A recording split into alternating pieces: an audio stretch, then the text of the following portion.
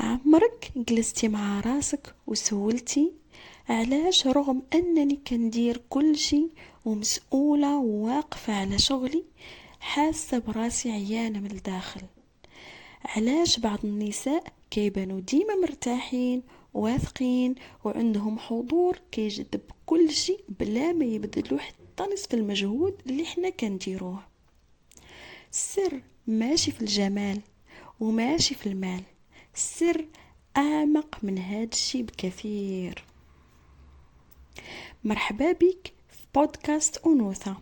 في هذه الحلقة غنتعلموا كيفاش نرجعوا لأصل القوة ديالنا وكيفاش تتخلاي على التعب النفسي وترجعي للتوازن الحقيقي وطاقة الأنوثة.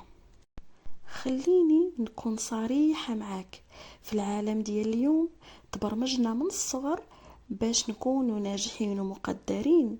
خاصنا ديما نكونوا في حالة حفاظ، نتبثوا أنفسنا ونتحمل المسؤولية على كل شيء وعلى أي حد. دخلنا في واحد السباق غير مرئي للتحكم والسيطرة. خاصني أنا ندير، أنا نحمي، وأنا نصلح العلاقات، وأنا نحضر لكل شيء. هاد الحالة الدائمة التأهب هي اللي كتمتص الطاقة ديالك. هذه هي طاقة الذكور المفرطة اللي كتعيش فيها بزاف البنات بلا ما يعيقوا، والنتيجة إرهاق فكري، جفاف عاطفي، وإحساس دائم بأنك غير مقدرة، حيث ببساطة كتعطي أكتر من اللي كتستقبلي. هنا خاصنا نديرو وقفة ونصحو واحد الوهم كبير. بزاف كيحسب ليهم الأنوثة هي الضعف أو الاستسلام أو غير الاهتمام بالمظهر الخارجي، لكن في العمق الأنوثة هي القدرة على الاستقبال. الأنوثة هي الثقة في أنك تستاهل الأفضل بلا ما تحتاجي تحاربي العالم باش تاخديه. الأنوثة هي السكون والهدوء في وسط الزحمة. ملي كترجعي لطبيعتك كتعرفي تقولي لا للحاجات اللي كينقصوا منك، كتحطي حدود صحية بلا أدنى إحساس بالذنب وبلا ما تفقدي الأدب أو اللباقة ديالك. الأنثى المتوازنة ماشي هي اللي كتهرب من المسؤولية، ولكن هي اللي كتعرف فين تحط طاقتها وملي ترجع للوراء وتخلي الأمور تتدفق بسلاسة. باش تبداي ترجعي هذا السلام الداخلي، 3 الخطوات أساسية خاصك تبداي بهم.